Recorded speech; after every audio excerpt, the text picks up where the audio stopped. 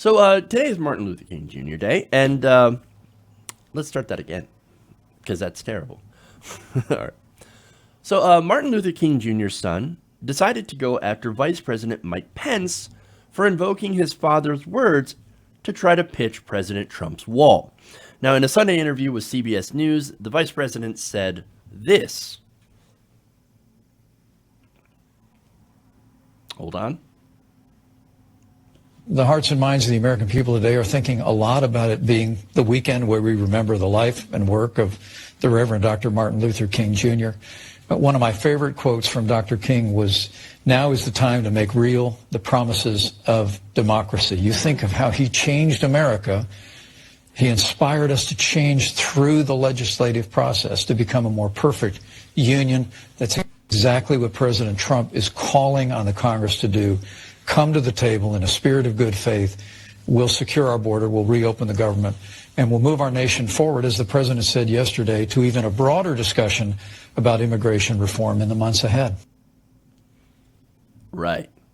Oh, no, we're going to have a conversation later. Just give us our wall now. Yeah, that's not how negotiation works. And by the way, Pence also said that what the president presented yesterday is really an effort to bring together ideas from both political parties. I think it's an act of statesmanship on the president's part. No, what that deal was yesterday, that proposal, was something that the president rejected just months ago. Sorry, you don't get to do that.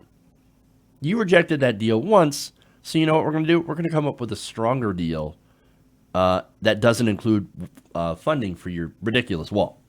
And that's what's going to happen here. No wall funding whatsoever. But let's get to the message here, right?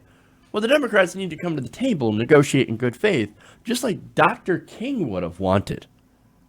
Dr. King would have been okay with a racist wall? Really? He would have, and the of course, the tone of that is, well, I mean, he was fighting for civil rights, and he inspired us to, what, try to get a racist wall? I don't understand what inspiration Mike Pence can draw from Dr. Martin Luther King. No, here's the thing. Again, this is a conservative attempt to whitewash him and invoke his name on a holiday, despite not understanding it at all or agreeing at all with what he's been fighting for. Look, Dr. King was a radical. And in fact, I want to give you a quote here that's pretty prescient considering where we're at today. He said, "I don't have any faith in the whites in power responding in the right way. They'll treat us like they did our Japanese brothers and sisters in World War II.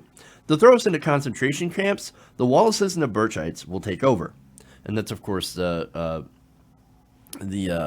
John Birch Society, right? He said, "The sick people and the fascists will be strengthened. They'll cordon off the ghetto and issue passes for us to get in and out."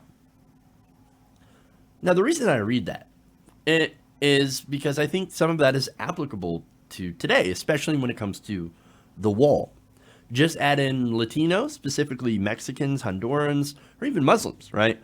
And you can get an accurate reflection of what the Trump administration has in its goals for immigration, right?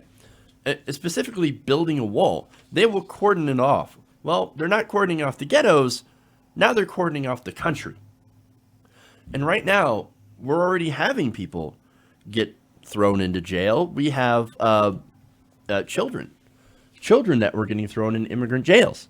We have all sorts of private prisons that are right now interning undocumented immigrants. Not because they're criminals, not because they committed some sort of crime on American soil. No, it's just because they are on American soil.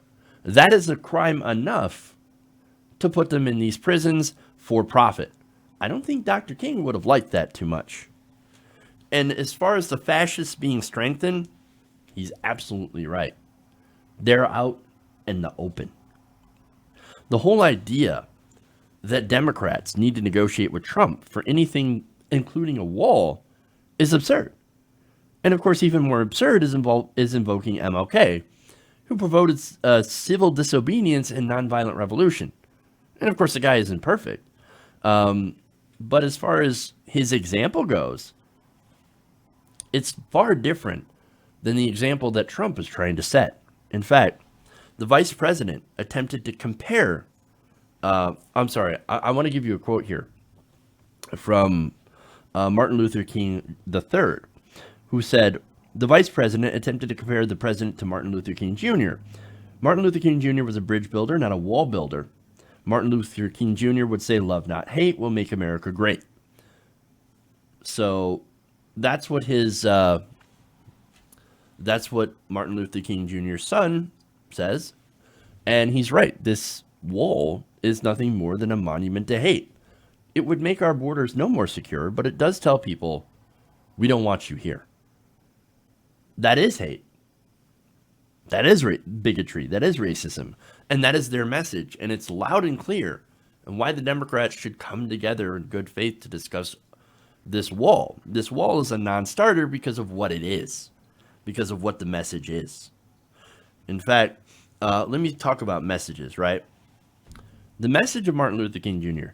was, our only hope today lies in our ability to recapture the revolutionary spirit and go out into a sometimes hostile world declaring eternal hostility to poverty, racism, and militarism. He also said that poverty is violence and that there is something wrong with capitalism. None of that sounds like Donald Trump, his policies, and especially his racist border wall. Hey guys, hopefully you enjoyed that free video. Now I'm going to have to ask you a favor. Between the demonetization and the YouTube algorithm messing around with view counts, etc., we're having a hard time adjusting to the new YouTube reality, which is where you guys come in. See, we have a Patreon, patreon.com/TYTNation, set up to help us rely on you guys, the viewers, instead of big corporate ads. Look, you know the show. You know I'm not in favor of big corporations anyway. So help us transition away from relying on the ad model to pay the bills and sign up to be a patron, patreon.com/TYTNation. That goes a long way to help us keep the lights on. And you guys will know that you're supporting independent progressive media.